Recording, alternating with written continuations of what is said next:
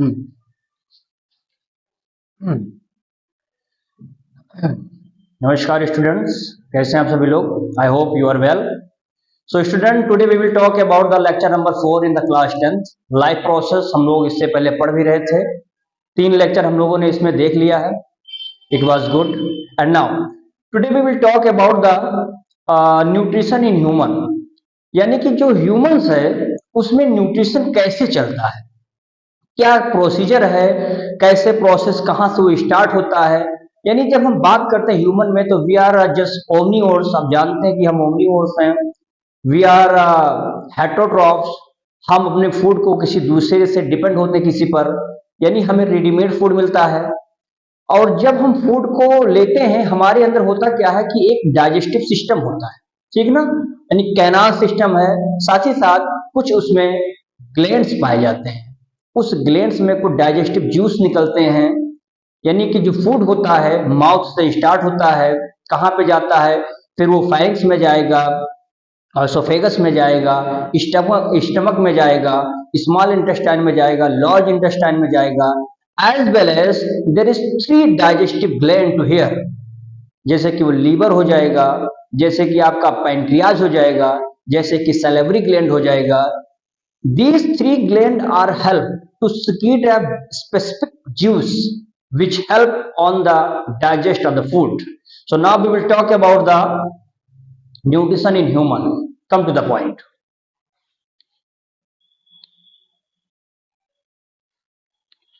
देखेंगे इसमें, तो इसमें सबसे पहले तो 1-2 पॉइंट इसमें ले लेते हैं बेटा। ह्यूमन आर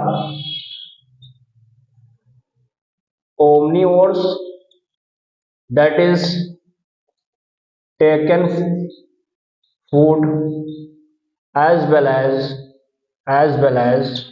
मीट, यानी ये दोनों खा सकता है, मीट को भी खा सकता है और फूड को खा सकता है। पहली बात तो आप ये बता देंगे बेटा, ठीक है ना।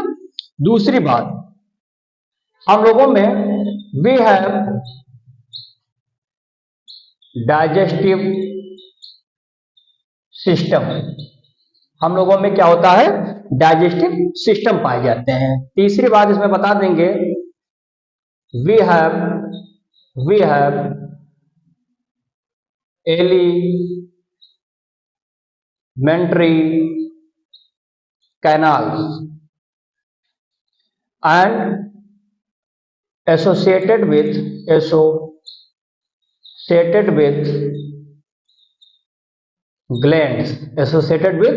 glands।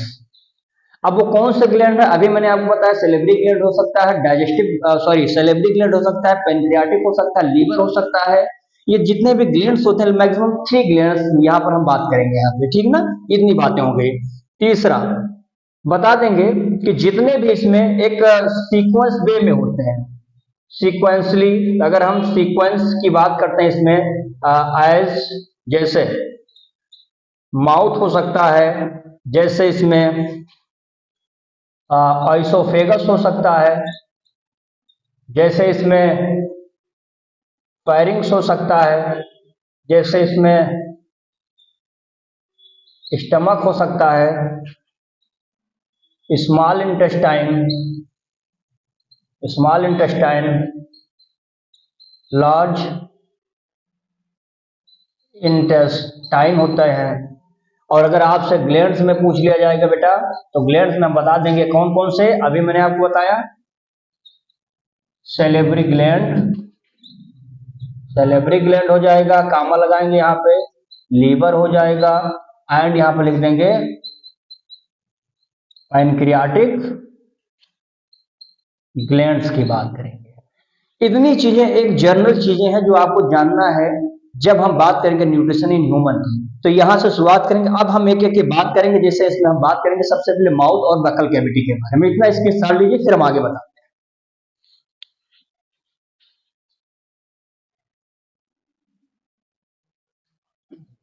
चलिए आगे देखते हैं इसमें। तो सबसे पहले हम बात करते हैं इसमें माउथ एंड बकल कैविटी की बात करते हैं। पहली बात इसमें, जिससे जो एलिमेंट्री कैनाल होगा इसकी स्टार्टिंग कहां से होगी, तो बकल कैविटी या माउथ से। अब इसमें हम बात कर लेते हैं इसमें, यानी लिख लेंगे यहां पर सबसे इंपॉर्टेंट बात, the first part of alimentary canal that is food opens into buccal cavity, ठीक ना। अब इसमें बता देंगे द मेन पार्ट या ऐसा कर देंगे इसको थोड़ा सा, main function to receive the food and start mechanical digestion. इतना हो जाएगा। अगले बारे में हम बता देंगे इसमें। देखिए, जो मैकेनिकल डाइजेशन, जैसे हमारे माउथ में क्या होता है, टूथ होता है, ठीक ना। टूथ भी देखेंगे 4 प्रकार के होंगे, जैसे कि मोलर होगा, प्री मोलर होगा, इंसिजर होगा, कैनाइन होगा। तो ये सब क्या करते हैं, मैकेनिकल वर्क करते हैं, नहीं इसीलिए टीथ को कहा जाता है, टीथ भी वर्क करता है एज अ मैकेनिकल डाइजेशन में, क्योंकि ये क्या करता है, कट द फूड को काटता है। साथ ही साथ क्या होता है कि हमारे यहाँ टंग होता है, टंग में बहुत सारे टेस्ट बर्ड पाए जाते हैं जो टेस्ट करते हैं, ठीक ना। तो छोटे छोटे बर्ड्स होते हैं जो टेस्ट के लिए रिस्पॉन्सिबल होते हैं। यहीं पे सैलिवरी ग्लैंड्स होता है, सलाइवा सिक्रीट करते हैं, जिसमें टाइलिन होगा, एमाइलेज होगा, जो स्टार्च अपना प्रॉपर वर्क करेगा। इसी के बारे में हम आगे बात कर रहे हैं यहाँ पे। तो यहाँ पर हम लिख देंगे यहाँ पे बेटा, ये क्या हो जाएगा यहाँ पे,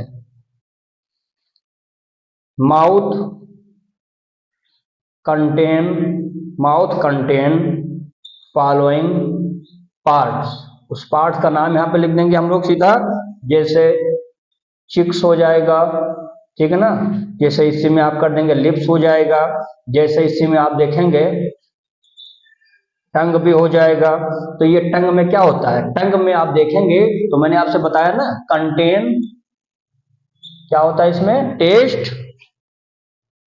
टेस्ट बर्ड्स एंड हेल्प, किसमें हेल्प करता है, help in mix food with saliva.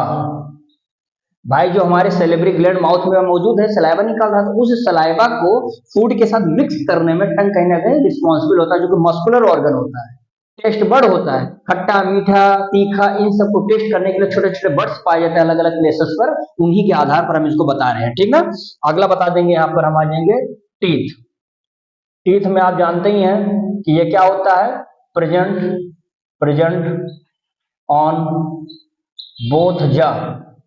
हमारे पास 2 जबड़े होते हैं, नीचे वाले क्या होता है, मूवेबल होता है, ऊपर वाले फिक्स होते हैं, बोथ जा। इसमें डैश करके लिख लेंगे, लोअर मूवेबल,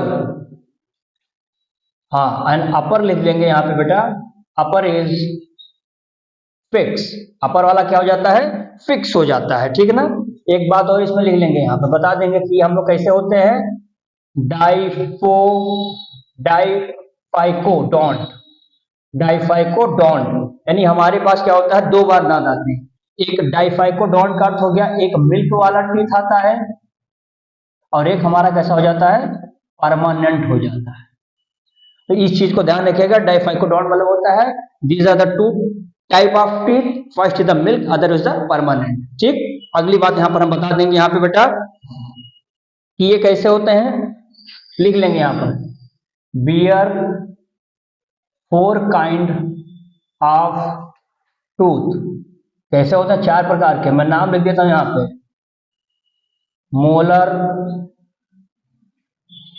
प्री मोलर, अगला आप बता देंगे बेटे कैनाइन, फिर बता देंगे यहाँ पे इंसीजर, ठीक है ना। इसी को मिला करके सो कॉल्ड हेट्रोडोंट के नाम से जानते हैं। इसको हम लोग क्या बोलते हैं, हेट्रोडोंट कहते हैं। इसीलिए ध्यान दीजिएगा, यहां पर एक प्रश्न आता है कि टीथ का काम क्या होता है, तो ये मदद करता किसमें, मैकेनिकल डाइजेशन में, ध्यान देना इस बात को। तो टूथ हेल्प करता है किसमें? मैकेनिकल डाइजेशन में। उसके बाद में इसमें हम एक चीज और बता देंगे, थ्री पेयर ऑफ सेलेब्री ग्लैंड्स यहां पर पाए जाते हैं, और उसी का नाम यहां पर आप चाहिए तो देख लीजिए, इन ह्यूमन का नहीं, इन ह्यूमन माउथ, ठीक। विच सिक्रीट, क्या सिक्रीट करते हैं बेटा? ये अभी मैंने आपसे पहले चर्चा किया, सिक्रीट सलाइवा। क्या करते हैं? सलाइवा, जो कैसा होता है? एसिडिक इन फ्लूइड होता है। इसी सलाइवा में आप देखेंगे तो मैं दोनों एंजाइम्स का नाम भी डाल देता हूं पे, ताकि आपको ध्यान हो जाए।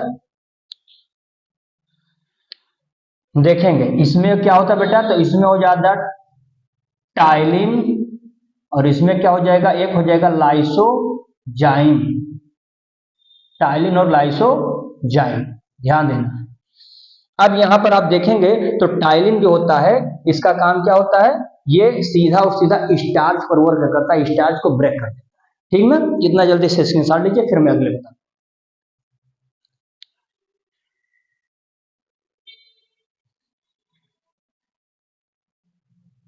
तो इस प्रकार से आपने देखा कि जो सलाइवा होता है, ये saliva released in very small amount in mouth which work on starch into किसमें कन्वर्ट करता है? शुगर में। स्मॉल शुगर जो होते हैं तो स्टार्च में वर्क करता है, इसीलिए हम बोल सकते हैं, लाइन यहां पर इंपॉर्टेंट लाइन बोलेंगे, saliva help in chemical digestion. तो इतनी बात आपको समझ में आया? सलाइवा का क्या काम था? ये थोड़ा एसिडिक होता है, साल्ट इसमें पाए जाते हैं। इसके बाद इसमें देखेंगे म्यूकस भी होगा, और इसी सलाइवा में जो एंजाइम्स है उसी का नाम मैंने दे दिया क्या? एमाइलेज भी बोलते हैं, या टाइलिन भी बोलते हैं, ठीक है ना। Amylase and ptyalin both are the same. And साथ ही साथ इसमें आपने देखा कि यहाँ पर हमारे पास लाइसोजाइम नाम का एंजाइम, जो आंख में पाया जाता है, आंख में जो आंसू होते हैं लाइसोजाइम होता है, ठीक है ना। तो वही चीज यहां पर भी होता है, और इस प्रकार से आप देखेंगे तो ये सब किस तरह से, इसमें सलाइवा केमिकल है, तो इसलिए हम उसको बोलते हैं केमिकल डाइजेशन में मदद करता है। अब हम बात करते हैं यहाँ आगे दूसरे पॉइंट पे बात करेंगे, जिसका नाम होगा फायरिंग्स। क्या नाम होता है? फायरिंग्स, या इसी को एक नाम और दे सकते हैं आप, विंड पाइप भी कह सकते हैं, विंड पाइप, ठीक है ना। हवा प्रवेश यहीं से होता है, ध्यान दीजिएगा। देखिए लिख देंगे क्या होता है बेटा, ये तो होता है क्या? फनल शेप्ड होते हैं, ये फनल शेप्ड होता है टू कैरियर, या टू कैरियर का काम करता है, टू कैरियर ऑफ, किसका काम? Carrier of, to carrier the buccal cavity and आइसोफेगस।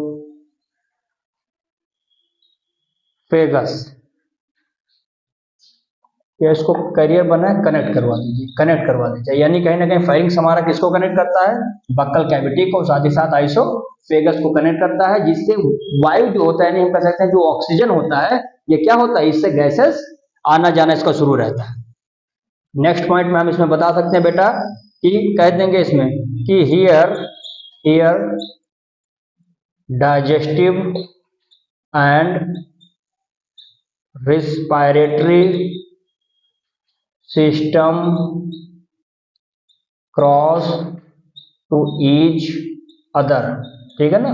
यहीं पर आप देखेंगे तो जो लैरिंग्स होता है, या लैरिंग्स को हम लोग बोलते हैं नाम से, और सैरिंग्स, ये पक्षियों में होता है, या पक्षी की बात नहीं करेंगे, लैरिंग्स, या फिर इसको वॉइस बॉक्स आप कह सकते हैं, वॉइस बॉक्स फाउंड एंट्रेंस, कहां पे? एंट्रेंस ऑफ विंड पाइप, यानी ये जो विंड पाइप, जैसे मान लो कि ये विंड पाइप यहां से चला आया, ठीक है ना।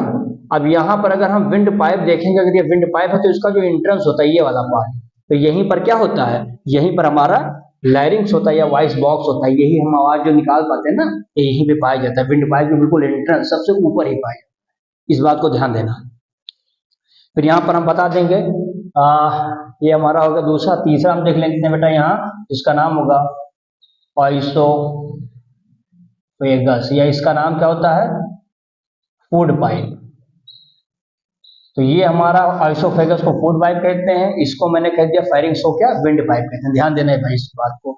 यहाँ पर आप क्या लिख सकते हैं, ये 25 सेंटीमीटर लॉन्ग होते हैं, एक्सपेंड होते हैं, कहाँ तक फैले होते हैं, एक्सपेंड फ्रॉम बता देंगे कहाँ पर, ये pharynx, expand from pharynx to stomach. तो 25 सेंटीमीटर लॉन्ग होते हैं, ट्यूबुलर भी होते हैं, ट्यूबुलर हो जाएंगे।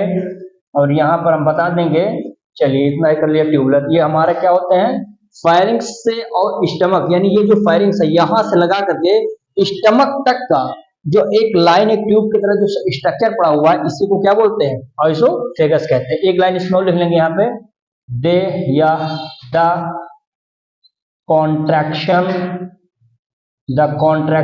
एंड एक्सपेंशन, यानी फैलाव, एक्सपेंशन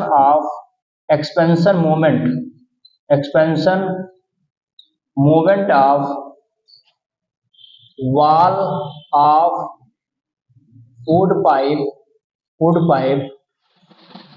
कॉल्ड, उसको क्या बोलते हैं, पेरिस्टाल्टिक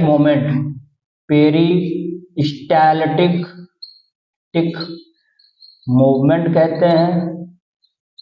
ये पेरिस्टाल्टिक जो मूवमेंट होता है, इसी पेरिस्टाल्टिक जो मूवमेंट होगा जब ये ऑइसोफेगस की जो इनर वॉल होती है, जब इसमें कॉन्ट्रैक्शन होगा, सिकुड़ेगी, एक्सपेंड होगा, फैलेगी, तभी तो भोजन हमारा वहां से हो करके स्टमक के पास पहुंचता है। हाँ, नहीं तो पता चला कि खाना खाए के बैठा हो, ऑइसोफेगस में लिए हो, आगे जा ही नहीं रहे, there is no passing chances because there is no contraction and expansion, हो ही नहीं रहा है। ये जब होगा तभी हमारा जो फूड होगा कहां पर रीच करेगा, स्टमक के पास करेगा। समझ में आ गया होगा? जल्दी से स्क्रीनशॉट लीजिए, फिर अगला बताता हूं।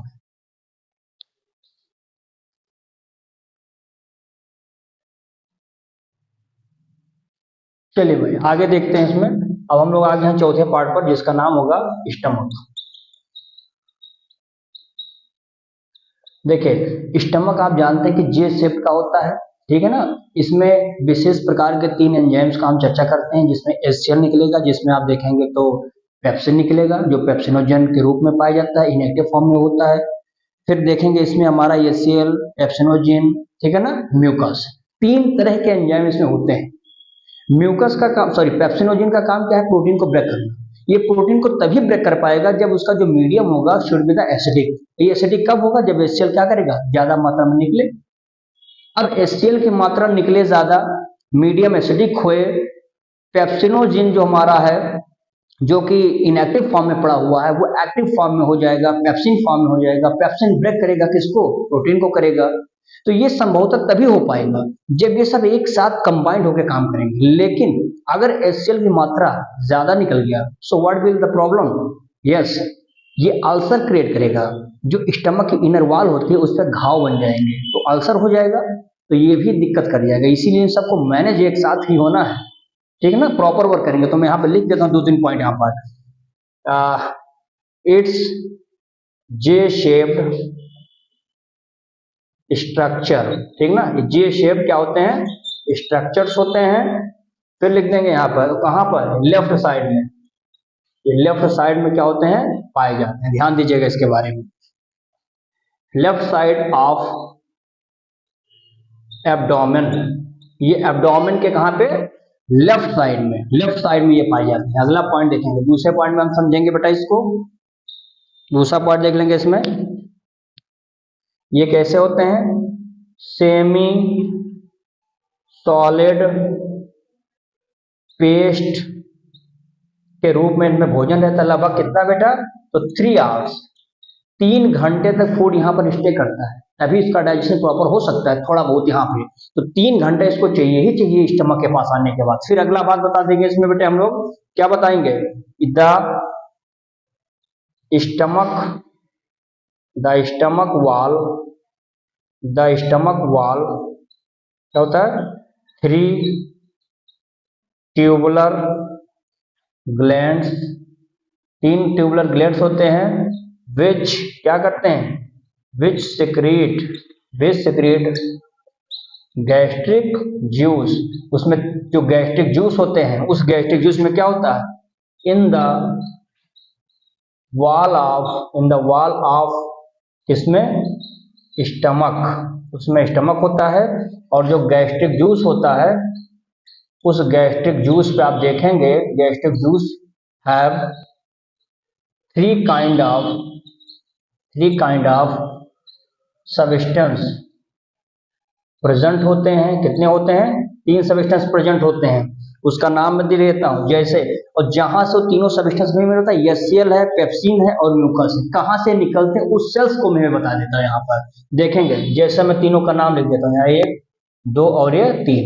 जैसे एक हो जाएगा म्यूकस सेल, ठीक है ना।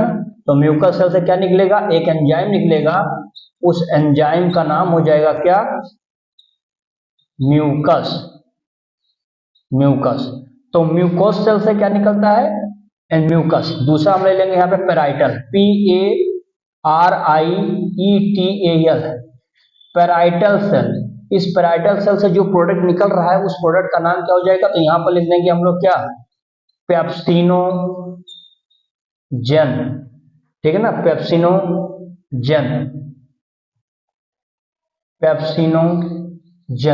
और एक थर्ड इसमें हो जाएगा जिसका नाम हो जाएगा चीफ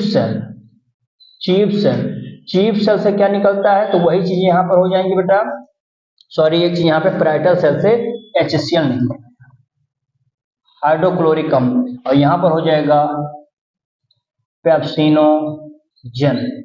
ये चीज हो जाएंगे, ठीक है ना। एक चीज और यहाँ पर नोट में लिख के बता देता हूँ, यहाँ पर नोट हो जाएगा, यहाँ पे ध्यान दीजिएगा, स्पिनिस्टर, SPHNIC, ठीक है ना, SPINTER, स्पिनिस्टर मसल्स यहाँ पर पाई जाती हैं, जो रेगुलेट करते हैं, किस चीज को रेगुलेट करती हैं, फ्रॉम स्टमक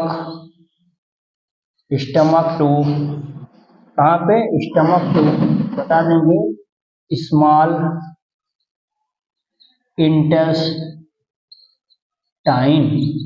यानी एक सबसे इंपॉर्टेंट बात आप ध्यान दीजिएगा, म्यूकस सेल से कौन एंजाइम, म्यूकस, पेराइटल सेल से HCl, चीफ सेल से पेप्सिनोजेन। ये तीनों स्टमक के वॉल पर ही निकलती ट्यूबुलर ग्लैंड्स के द्वारा, ठीक ना। और एक मसल्स में कॉन्ट्रैक्शन होता है, स्पिनेस्टर मसल्स पाया जाता है। इसी स्पिनेस्टर मसल्स के द्वारा क्या होता है, फूड जो होता है स्टमक से कहां पर आ जाता है, स्मॉल इंटेस्टाइन में आ जाता है। तो ये क्वेश्चन आता है कि स्टमक से स्मॉल इंटेस्टाइन में फूड जाने के लिए कौन सा उसमें कॉन्ट्रैक्शन, कौन से मसल्स उसमें हेल्प होते हैं, तो बताएंगे स्पिनेस्टर सेल्स, ठीक ना। जैसे वहां वाले में पेरिस्टाल्टिक मूवमेंट होता था। तो ये सब बहुत छोटे छोटे पॉइंट इसको ध्यान में रखते चलिएगा। जल्दी से स्क्रीनशॉट लीजिए, फिर मैं अगला बताऊँ।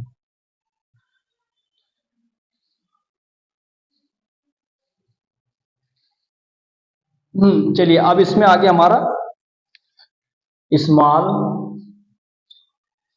इंटेस्टाइन, ठीक है ना। अगली बात हम करेंगे स्मॉल इंटेस्टाइन। तो ये आपको जानना चाहिए कि लगभग 6.5 से लेकर 7 मीटर तक होता है, ये सबसे लार्जेस्ट पार्ट होता है। स्मॉल इंटेस्टाइन नाम स्मॉल है, लेकिन ये सबसे बड़ा होता है, लार्ज इंटेस्टाइन से भी बड़ा होता है, क्योंकि ये हमारे वैली में क्या होता है, एज अ वाइल्ड स्ट्रक्चर में पाए जाते हैं। ये एक प्रकार से एक साइट होता है, कहाँ पे क्या होता है, कंप्लीट डाइजेशन ऑफ फूड का होता है, ठीक है ना। इलियम है, जेजुनम है, ड्यूडेनम है, इसके 3 पार्ट्स होते हैं। इसमें स्पेशल काइंड 2 ग्लैंड्स के द्वारा एंजाइम जो होता है सिक्रीट होकर के यहीं पे आता है, वो लीवर का होगा, पैनक्रियास का होगा। लीवर से बाइल जूस आएगा जो कि गॉल ब्लैडर में इकट्ठा रहता है, पैनक्रियास से पैनक्रियाटिक जूस आएगा, जिसमें भी अलग अलग प्रकार के क्या होते हैं, एंजाइम्स पाए जाते हैं। तो इसके बारे में भी आइए 2-4 पॉइंट देख लेते हैं हम लोग। लिख लेंगे इसमें, largest part of digestive system. फिर बताएंगे इसमें 6.5 से लेकर 7 मीटर तक के लॉन्ग होता है। फिर बता देंगे ये कंप्लीट डाइजेशन ऑफ फूड का क्या होता है, यहीं पे होता है। फिर बता देंगे इसके तीनों पार्ट्स का नाम क्या होता है इसमें, इलियम। फिर बता देंगे क्या हो जाएगा, जजनम, ठीक है ना, इलियम हो गया, जजनम हो गया। और यहाँ पर हम एक चीज और बता देंगे बेटा, ये पहला हो जाएगा, ये दूसरा हो जाएगा, और यहाँ पर हम बता देंगे क्या, ड्यूडेनम।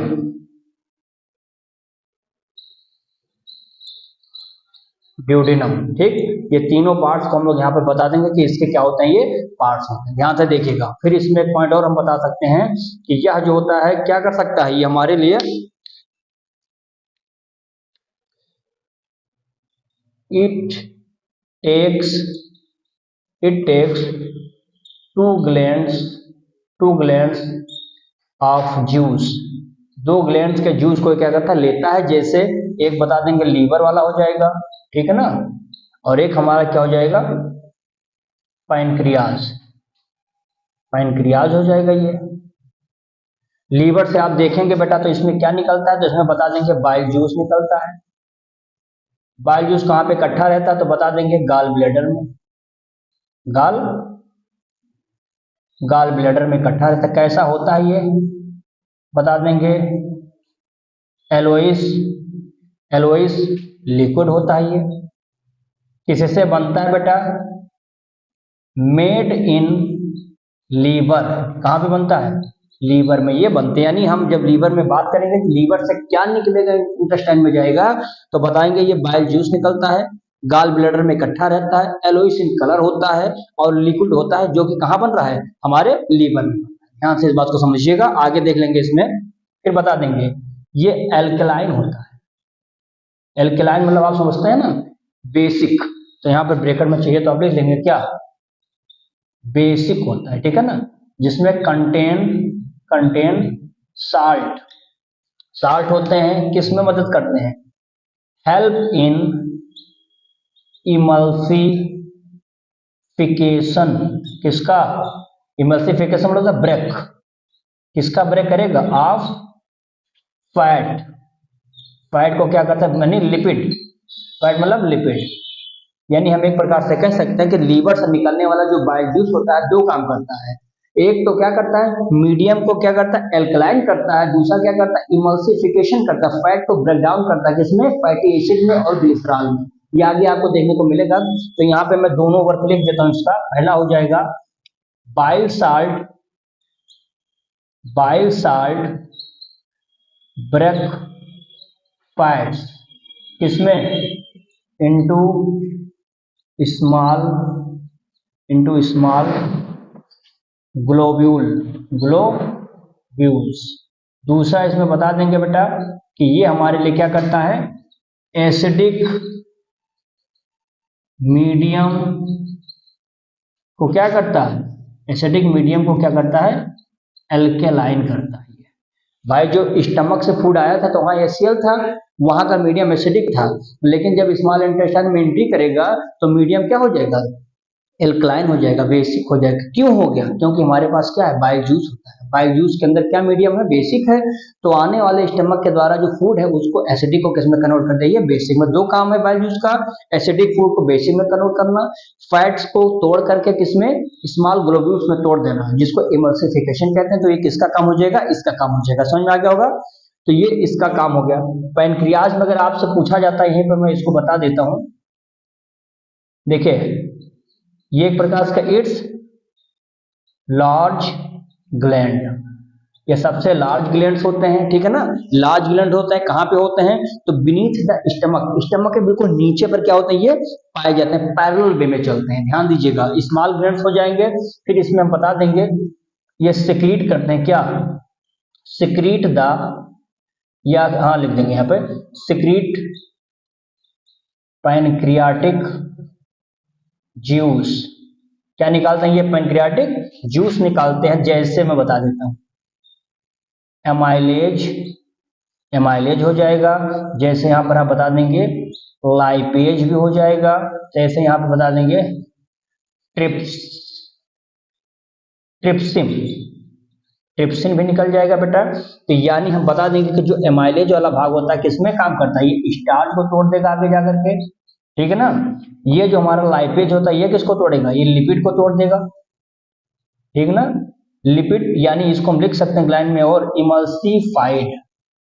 Emulsified of fat. और जो ट्रिप्सिन है अभी बताया था मैंने, ये प्रोटीन पर अपना वर्क करता है। तो कुछ चीजें आपको समझ में आ रही होंगी, समझ में आया। तो मैंने बताया कि पैनक्रियाज से क्या निकलता है, amylase, lipase, trypsin. Amylase work on the starch and the lipase work on the lipid, that is the emulsification या emulsified of the fats, and the trypsin is work on the protein. Clear है यहां तक? जल्दी से screenshot लीजिए इसका।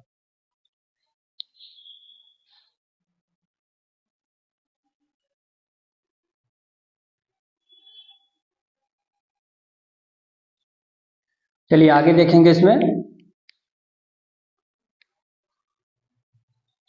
The wall of small intestine, the wall of small intestine contain intestinal juice, ठीक, intestinal juice secrete करता है, which help in complete digestion of food. यानी हम कह रहे थे कि लीवर से, पैनक्रियाज से आ रहे एंजाइमों को तो ये यूज कर ही कर रहा था, है ना, ये सब कर रहा था, लेकिन अब इसके पास भी तो अपना खुद का कुछ एंजाइम है, तो इसके जो इनर वॉल होते हैं उसी पे सब मौजूद होते हैं, और ये कंप्लीट करते हैं सब ये लीवर, पैनक्रियाज और इसका खुद का, तीनों मिल करके फूड को अच्छे से डाइजेस्ट करते हैं। इसीलिए हम इसको बोलते हैं कि small intestine is the site of the food digestion, complete digestion इसका होता है।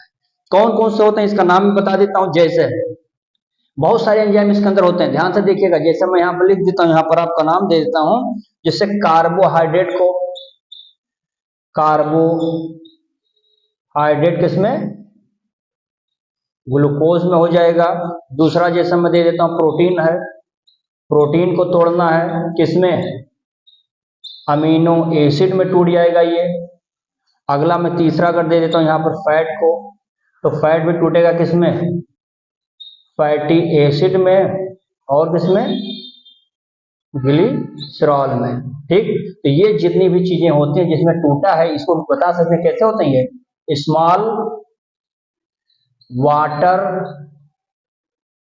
सॉल्युबल मॉलिक्यूल होता है। यानी ये सब क्या होते हैं, थोड़े लार्ज होते हैं ये, यानी कह सकते हैं लार्ज होते हैं, और वाटर में क्या होते हैं, वाटर इनसॉल्युबल होते हैं। अर्थात हम इसमें कह सकते हैं कि जो भी चीजें बड़ी हैं साइज में, जो लार्ज हैं, जो वाटर में इनसॉल्युबल हो, इनको किसमें कन्वर्ट कर दे रहा है, स्मॉल में, छोटे छोटे टुकड़ों में, जो वाटर में क्या हो जाए, कंप्लीटली सॉल्युबल हो जाए। यानी हम लिख सकते हैं यहाँ पर एक line, in this way it convert the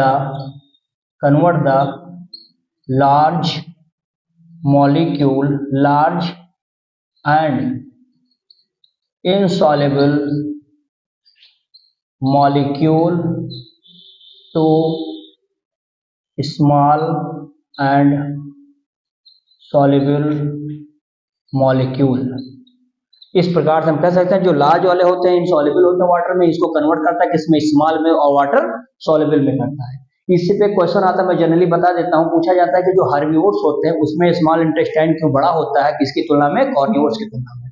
तो स्मॉल इंटेस्टाइन जो होता है हर्बिवोर्स में इसलिए बड़ा होता है क्योंकि जानवर क्या करते हैं, घास उस खाते हैं, तो घास खाने में आप जानते हैं कि सेलुलोज होता है, और सेलुलोज का डाइजेशन करने में आपको समय ज्यादा लगता है, इसीलिए जो स्मॉल इंटेस्टाइन होती है काफी बड़ी होती है, धीरे धीरे खाना उसमें पच पच पच करके क्या करता है, आगे बढ़ता है। तो इसीलिए वहां जो स्मॉल इंटेस्टाइन होता है वो उसमें काफी बड़ा होता है, किसकी तुलना में, कार्निवोर्स की तुलना में। आपको समझ में आया होगा बात। बाकी इसमें अगर हम बात कर लेते हैं थोड़ा सा, इसमें लार्ज इंटेस्टाइन की अगर आप बात करते हैं, लार्ज इंटेस्टाइन में आप बात अगर करते हैं तो इसमें बहुत आसान है बेटा। ये क्या करता है, 1.5 से लेकर के कितना 1.8 मीटर तक इसका लंबाई होता है। फिर बता देंगे इट एब्जॉर्ब, क्या करता है, it absorb the water and electrolytes. Electrolytes हमारे शरीर के हर एक भाग में क्या होता है, मौजूद होता है, जिसको ये धीरे धीरे सक कर करके यहाँ पर एब्जॉर्ब करता रहता है। ध्यान दीजिएगा। और इसमें बता देंगे इसके 3 पार्ट होते हैं। 3 पार्ट्स का नाम बता देंगे बेटा, तीनों पार्ट्स का नाम यहाँ लिख देंगे। एक हो जाएगा सीकम, एक हो जाएगा कोलन, एक हमारा हो जाएगा किसमें, रेक्टम। तो ये 3 पार्ट्स इसके होते हैं, caecum, colon, rectum. These are the part of the small intestine, large intestine, which act as only the undigested food can be removed with the help of a small opening is called as the anus. anus के माध्यम से इसको क्या करते हैं लोग, बाहर करते हैं। तो ये इसकी प्रोसेस है। इस तरह से यहाँ पर आप देखेंगे कि कैसे क्वेश्चंस को हम लोग शुरू से लेकर के डाइजेशन को कैसे अंत तक करते हैं। इसको समझ में आया? तो इतनी सारी बातें हैं। बाकी इसमें एक क्वेश्चन था, मैं इसको आपको क्वेश्चन दे देता हूं, इसको करिए।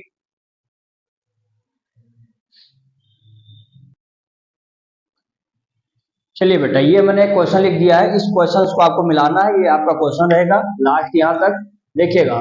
अब यहाँ पे लार्ज इंटेस्टाइन अभी मैंने बताया कि वाटर को क्या करता है, एब्जॉर्ब करता है। तो ये वाटर को क्या करेगा, एब्जॉर्ब करेगा। अब यहाँ पर हम देखेंगे कि मैकेनिकल डाइजेशन ये कौन करता था, टीथ। यही तो उसको क्या करता था, भोजन को काटता था। तो मैकेनिक का काम करता है। तो ये टीथ हमारा हो गया। बाइल जूस, एसीएल देखेंगे क्या करता था, मीडियम को क्या करता था, एसिडिक मीडियम करता था। किसको, गैस्ट्रिक जूस को। टाइलिन कहां से निकलता था, अभी मैंने बताया था, टाइलिन, लाइसोजाइन, है ना, एमाइलेज इसी का नाम था। ये कहां से निकलता था, तो सेलेबरी यहां से निकलता था, सिक्रीशन। फिर देखेंगे जो हमारा ये बाइल आ गया, बाइल हमारा कहां से निकलेगा, बाइल जूस। अभी मैंने आपको बताया कि बाइल जूस गाल ब्लैडर में इकट्ठा रहता है। येलोइश कलर का जो भी कलर था इसका, मीडियम जो भी था बता दिया मैंने। कहां से निकलता था, लीवर से। तो इतना आप लोगों ने देखा बेटा। तो इस प्रकार से हम लोग आज का सेशन यहीं तक रखेंगे। और आई होप कि आप लोगों को समझ में आया होगा, अच्छा भी लगा होगा। आप लोग तब तक हमारे चैनल को सब्सक्राइब करिए, लाइक करिए, शेयर करिए, अपने फ्रेंड्स से भी इससे बताइए, जुड़िए। यहाँ पर आपको एग्जाम से पहले काफ़ी इंपॉर्टेंट चैप्टर्स हम लोग खत्म करेंगे यहाँ पे। और अच्छे से आप लोग जुड़े रहिए, आपका बेनिफिट होगा निश्चित तौर पे। आप जान लीजिए, बस आप मन से पढ़िए, बाकी हम इंपॉर्टेंट चीज़ें यहाँ पर आपको बताते हैं। तब तक के लिए बहुत बहुत धन्यवाद। Thank you.